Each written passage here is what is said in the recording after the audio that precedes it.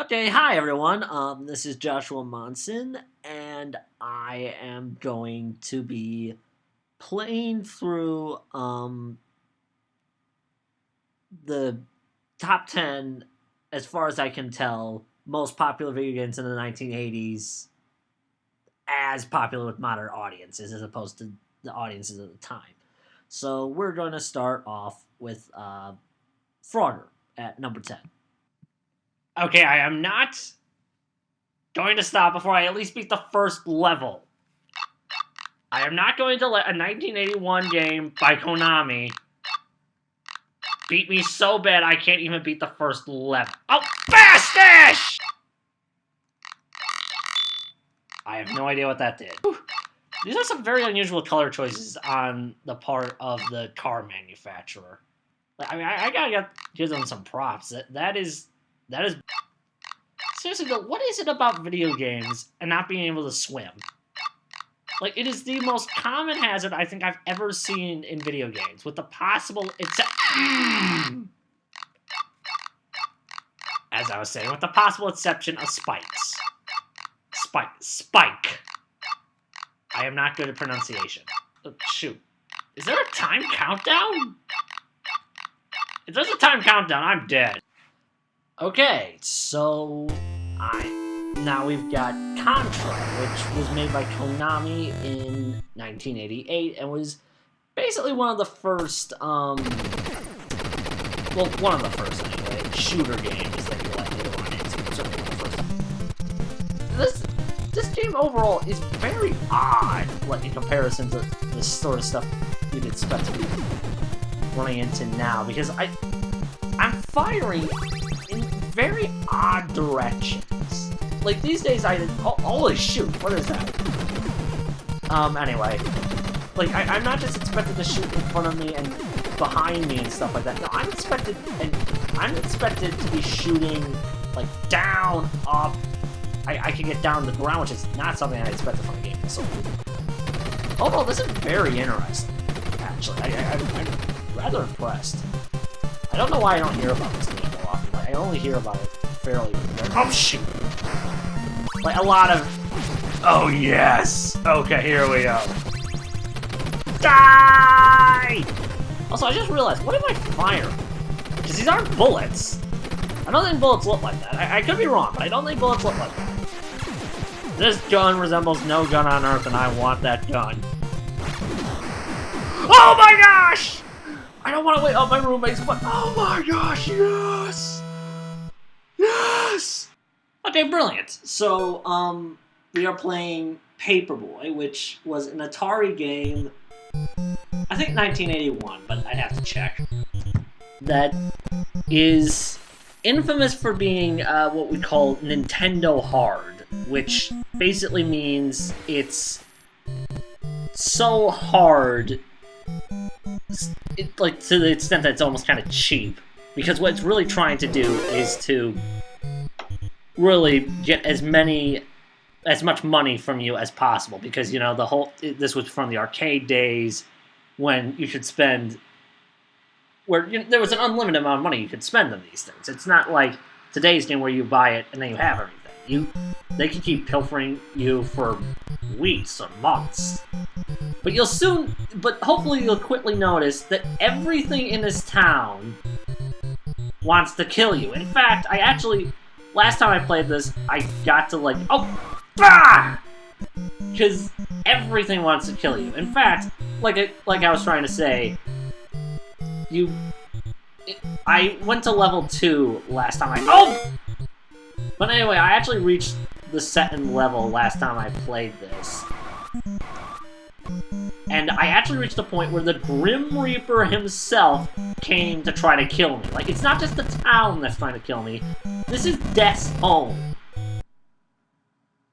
Okay, now we're moving on to Super Mario Brothers, and this is definitely not the first Mario Brothers game, but it's probably, or really Mario game in general, but it's probably the one you're familiar with. Like, if anyone's ever said, I'm going to go play Mario, this is what they're probably talking about. Just statistically speaking, this is the most likely.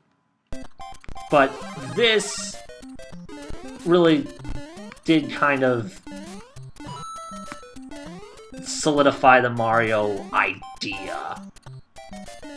Like, the idea... Because, I mean, the other ones, you know, like, are completely different settings. This is the one that really set up the side-scrolling platformer format instead of the more, traditional... Oh, bloody heck! Instead of the more traditional... the earlier Mario format of kind of like the one room where you have to fight the enemy or enemies. This is the... Oh! Bloody heck! It's really the thing that turns it from a Mario game... Well, from a game about Mario to a Mario game, you know? No! Oh, I needed that mushroom.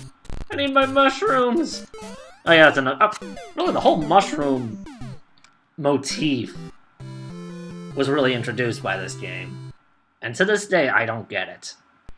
Okay, so now we're going for Galaga, which was a game from Namco Bandai in, I believe, 1981. It was a pretty early shoot-'em-up, though technically it's actually a sequel to another game called Galaxion. But, you know, everyone knows about this game instead. I've always thought this game was a bit overrated, but, you know, everyone knows about it, so it needs to be looked over. Not much to say about this one. It's an early shoot-'em-up.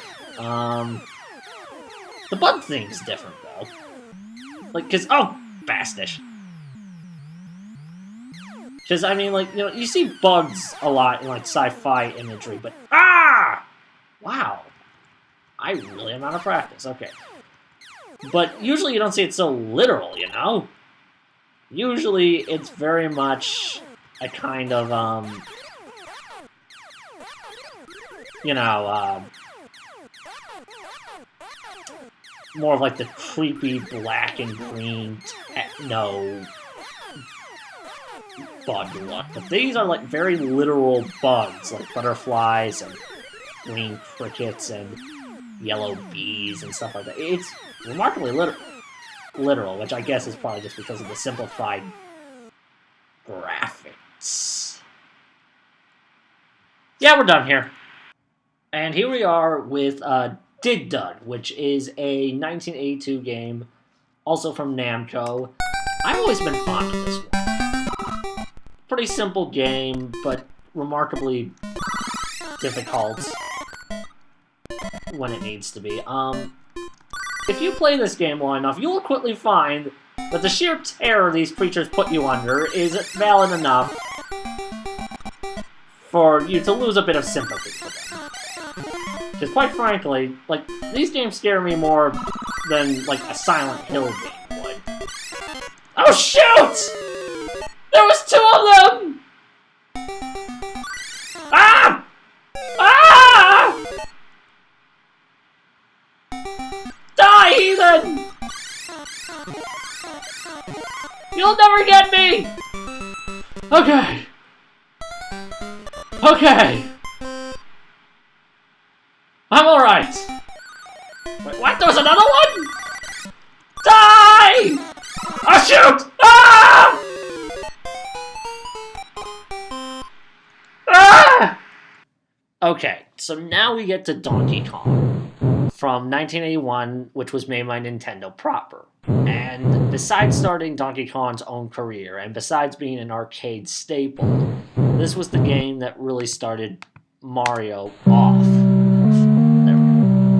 He's not called Mario in this. He's called Jumpman, which kind of a weird name or whatever. But basically, it's Mario.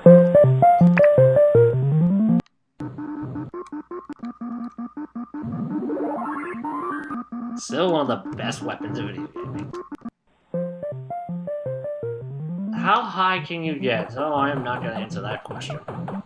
Shoot! I can't jump with the hammer, can I? Oh, it's kind of useless.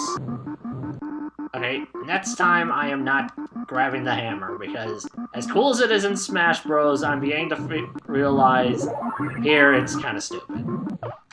Ah! Ah! Ah!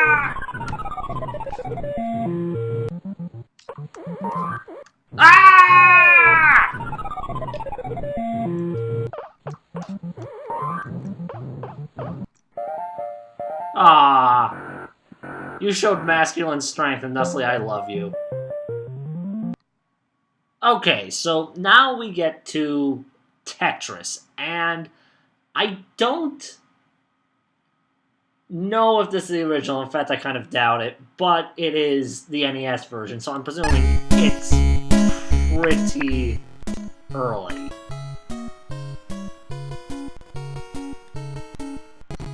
This is kind of the one I'm expecting to age the least. Just because it's such a simple idea, I'm pretty sure it'll translate pretty well. I am the man who arranges the plots. This is like the Nutcracker, right? That's what I'm listening to right now, right?